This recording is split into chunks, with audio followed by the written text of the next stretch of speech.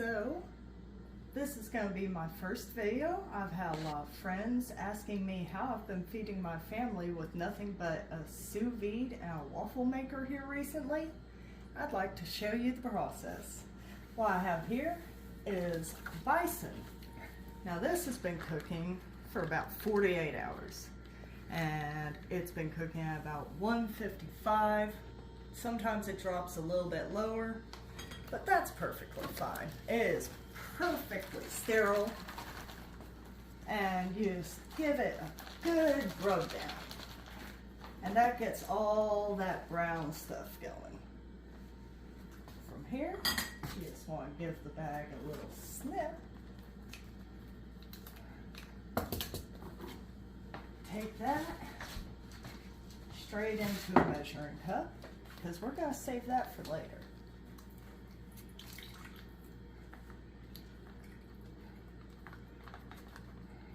While we're doing this, we're going to go ahead and kick on this waffle maker. And what I have is the Crux double waffle maker. And that just makes my life so much easier. So we'll set that aside and work with that in a minute. It's a little hot, but you get used to it. Now I like to use generally between 2 and 2.5 cups of milk. So we're going to reserve about a half a cup. We have 2 tablespoons of oil.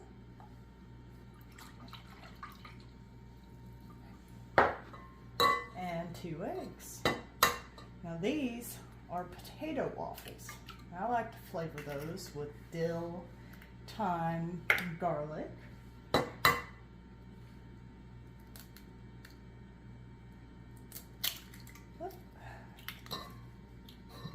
Good thing about leaving a whisk in there. You just want to get those eggs good broken up, mix through. At this point, I like to go ahead and add my seasoning. So I have 1 teaspoon of salt. I have 1/2 tablespoon of dill, and that seems like an awful lot, but that's because I use about half of it here. Teaspoon of thyme, and I like to give that a little bit of a rub. A 1/4 teaspoon of garlic, and 1/8 teaspoon of smoked paprika. And I'll use that instead of black pepper. That's just what we like. It's entirely up to you. Try to get all that dill kind of broke up in there. Now we have 1/3 cups of potato. We're just going to go right in with that.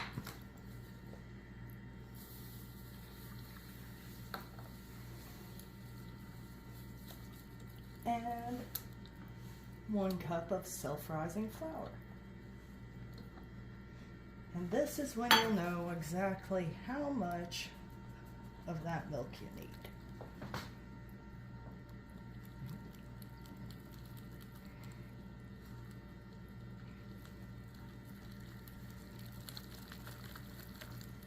Don't worry about it being a little lumpy. That's just the potatoes.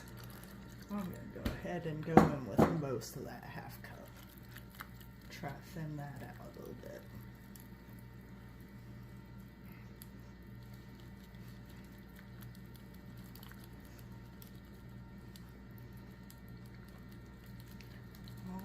Alright, that looks pretty good. Good and bubbly. We're just going to toss that back in there. And this waffle maker comes with this handy little cup. I like to use that. Now I have about 1/4 cup of fine shred Monterey Jack. We're going to toss that in there. And this waffle maker is just about hot.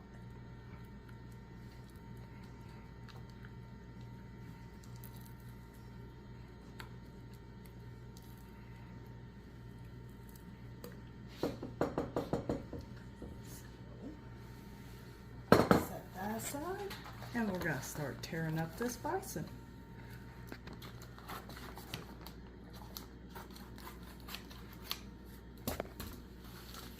Sometimes you get a little more juice out of it.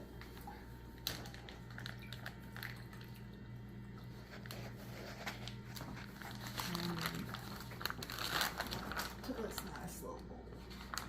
Now, when you cook meat that long, some people think it turns to mush. But I have had a pretty good experience with all meats cooking between 24 and 48 hours in a sous vide. Everything just kind of melts away, and this is Bison Skirt Steak. I didn't cut her skin or fat really off of it. All that is pretty much in that juice. If you let that sit, it'll just turn to gelatin. You can see it's just falling apart in my fingers. That's what you want. And you're highly interested in this. Now, I didn't brown this before I put it in the bag. I actually seasoned it with a little bit of salt, some paprika, and some garlic. Now I use garlic powder, never garlic salt. I like to do it individually.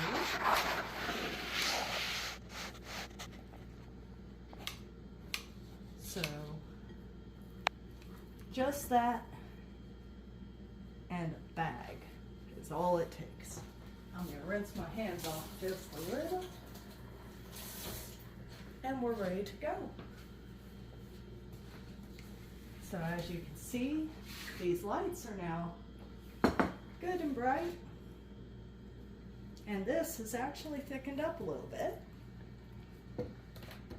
So we're going to go straight in with about this much, and a nice little handful of some meat. That's going to cook right in there. Then with this one, we can not only turn it, but go ahead and do a second one. And that just makes my life easy.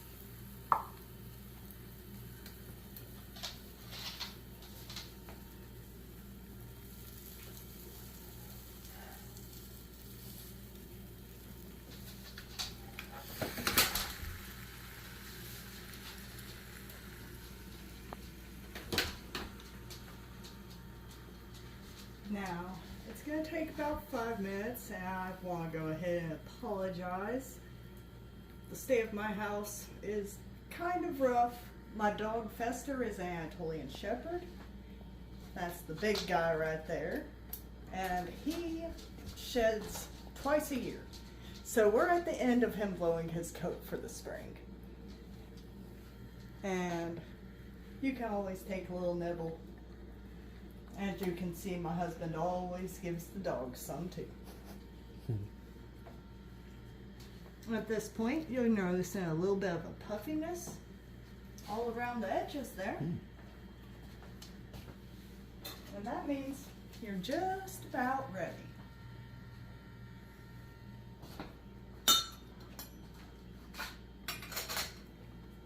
Oh, I almost forgot about the gravy.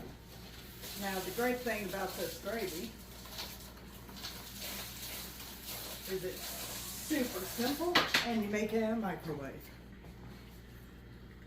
So, go ahead and clean your whisk off. You got those juices.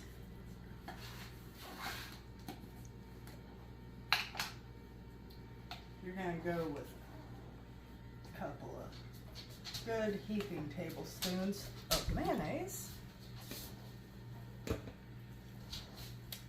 About 2 tablespoons to 1/8 of a cup of flour. Just plain flour. You don't want self-rising this time.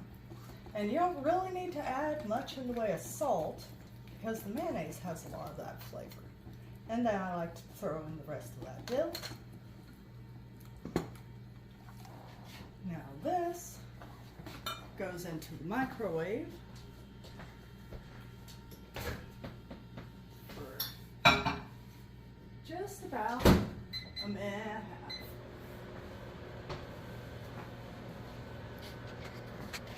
You can see a lot of steam coming up out of this. That's a good sign everything's cooking right. Should be just about done.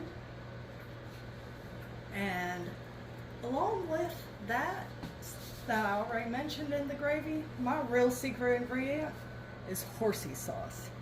Saves me from buying horseradish. So when it comes out of that, we're going to toss just a little bit of this. Go ahead and just give that a snip.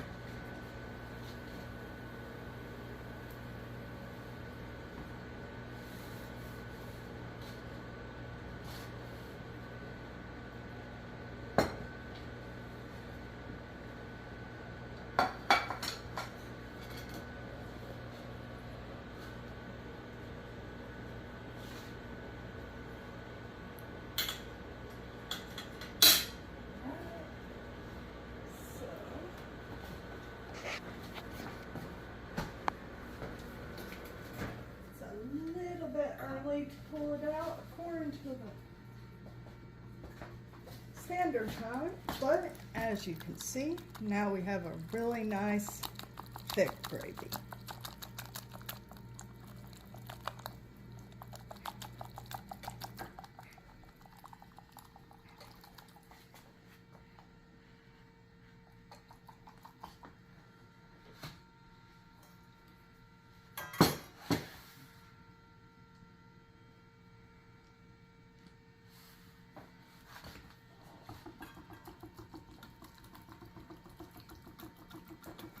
This isn't as pretty as it normally turns out, but that's alright. It's still gonna taste good.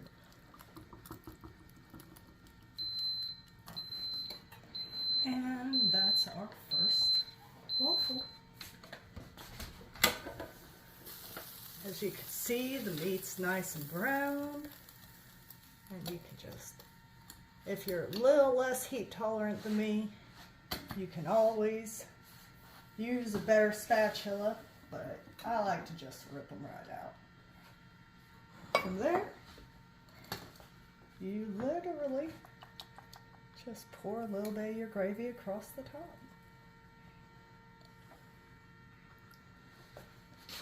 top. Once it cools down, it's ready to go. Last one of the batch. Oops, wrong one.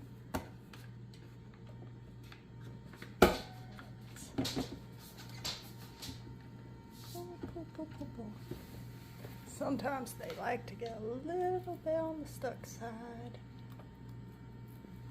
but you could go ahead and just reach in there and grab them out.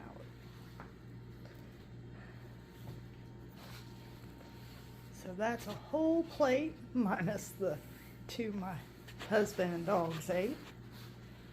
And all of that bison is now in those. I hope y'all try it and enjoy.